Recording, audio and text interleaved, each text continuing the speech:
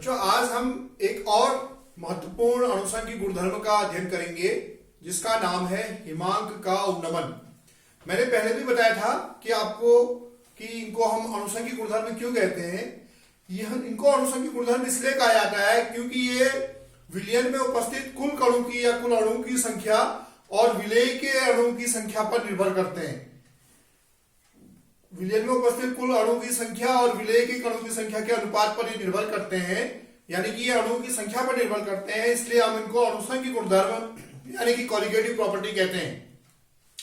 अब हमारी एक इंपॉर्टेंट कॉलिगेटिव प्रॉपर्टी का आज हमने अध्ययन करना है अणुसंख्यिकी गुणधर्म का। उसका नाम है हिमांक का अवनमन, डिप्रेशन ऑफ फ्रीजिंग पॉइंट। तो पहले हम समझते हैं कि हिमांक किसे कहते हैं। पहले हम समझते हैं कि हिमांक यानी कि फ्रीजिंग पॉइंट किसे कहते हैं।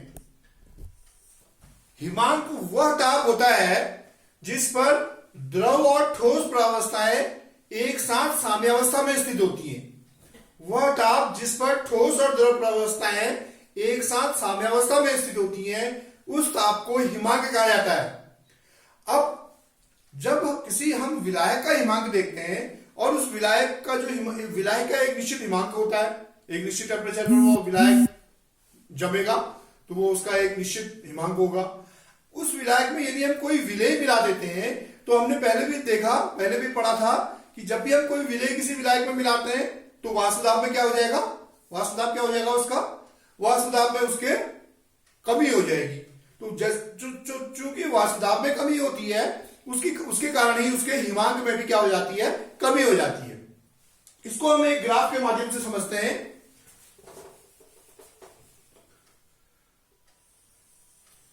एक ग्राफ के माध्यम से हम समझते हैं। माना यहां पर हमारा टेम्परेचर है और यहां पर हमारा वेपर प्रेशर है, वाष्प दाब है। तो हम देखते हैं कि किस तरह से हमारा ग्राफ आता है। यह हमारा विलायक का ग्राफ है और यह हमारा विलयन का ग्राफ है।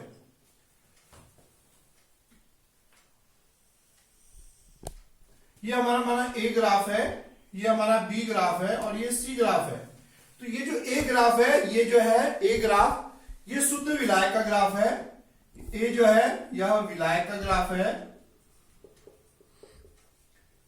और बी जो है ये विलयन का ग्राफ है, सॉल्यूशन का।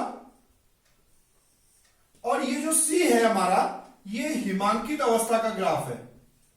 हिमांकित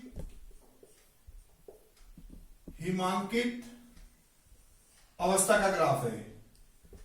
हिमांकित अवस्था का ग्राफ है हमारा सी, ये सी जो है। अब हम देखते हैं कि जो हमारा विलायक है, विलायक इस टेम्परेचर पर द्रव से ठोस अवस्था में आ गया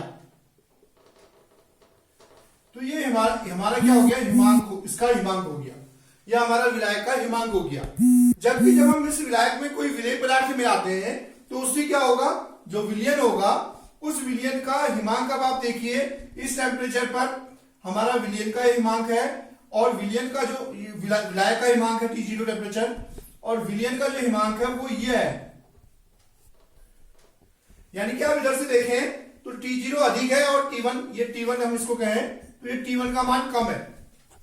शुद्ध विलायक का हिमांक की तुलना में विलयन का हिमांक क्या है, कम है। तो ये जो कमी है इसी को हम डेल्टा TF कहते हैं। तो डेल्टा TF हम किसे कहते हैं, हम डेल्टा TF, ये जो कमी होती है हिमांक में यानी कि T0 माइनस T1, इसको हम डेल्टा TF यानी कि हिमांक में अवनमन कहते हैं। इसको हम कहते हैं हिमांक में अवनमन, लोअरिंग ऑफ या डिप्रेशन ऑफ फ्रीजिंग पॉइंट, इसको हम हिमांक में अवनमन कहते हैं। अब प्रयोगों के द्वारा ये देखा गया कि ये जो हिमांक में अवनमन है, जैसे हमने क्वथनांक में उन्नयन में किया था, तो इस ग्राफ को आप समझ गए होंगे, ये ग्राफ आपने नोट कर लिया होगा। अब ये प्रयोगों से ये देखा गया कि ये जो हिमांक में अवनमन है डेल्टा TF, ये समानुपाती होता है मोललता की। ये समानुपाती होता है m के। m यहां पर है मोललता।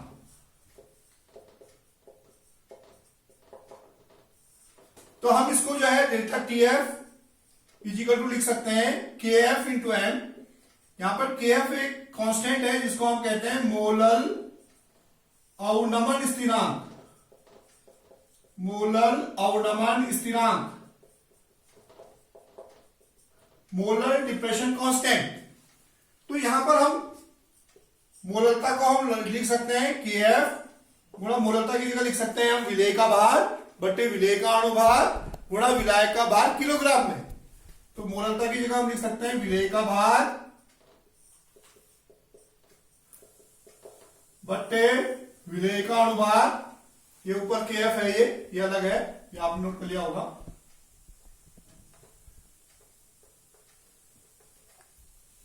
इसको मैं फिर से लिख देता हूं यहां पे। डेल्टा टी एफ था हमारा के एफ गुणा एम, तो हम एम की जगह पे लिख रहे हैं, एम की जगह पे हम क्या लिख रहे हैं, विलेय का भार। मोलरता को हम लिख सकते हैं विलेय का भार बट्टे विलेय का अणुभार, विलेय का अणुभार गुणा विलायक का भार किलोग्राम में। हम जानते हैं इसको मोलरता के सूत्र को, विलायक का भार केजी में। अब माना हम विलेय के भार को W2 मान लें, माना हम विलेय के भार को W2 मान लें, KF गुणा इसको हम W2 कह दें और विलेय के अणुभार को M2 कह दें और विलायक के भार को W1 ग्राम कह दें, तो हम इसको W1/1000 कह देंगे केजी में। तो हमारा ये आ जाएगा, इसको हम हल कर लेंगे। तो इस सूत्र को हल करने पर हम यहां लिख सकते हैं, इस सूत्र को हम हल करके यहां पर लिख दें, इसको हम यहां से यहां हल कर लेते हैं। तो डेल्टा टी एफ बराबर आपका आ गया के एफ गुणा 1000 ऊपर आ गया 1000 इंटू W2 बटे M2 इंटू W1। अब आप क्रॉस मल्टीप्लाई कर लीजिए तो इससे M2 का मान आ जाएगा, M2 बराबर आ जाएगा 1000 इंटू के F into W2 upon delta T F into W1। इस सूत्र का प्रयोग करके हम क्या कर सकते हैं, न्यूमेरिकल्स हल कर सकते हैं। यहां पर क्या क्या है फिर समझ लीजिए। M2 है विलेय का अणुभार, KF है मोलल अवनमन स्थिरांक, W2 है आपका विलेय का भार, W1 है विलायक का भार ग्राम में और डेल्टा TF है मोलल अवनमन, ये जो freezing depression of freezing point है वो है ये ये जो है हिमांक का अवनमन है डेल्टा TF। तो इस सूत्र का यूज करके हम अणुभार निकाल सकते हैं। अब आप होमवर्क लिखिए इसमें, हिमांक से आप क्या समझते हैं। पहला क्वेश्चन है होमवर्क के लिए, हिमांक से आप क्या समझते हैं।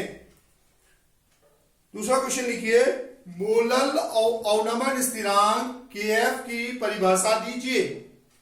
मोलल अवनमन स्थिरांक KF की परिभाषा दीजिए। तीसरा क्वेश्चन है, हिमांक में अवनमन क्यों होता है। विलेय मिलाने पर विलायक में विलेय मिलाने पर हिमांक में अवनमन क्यों होता है।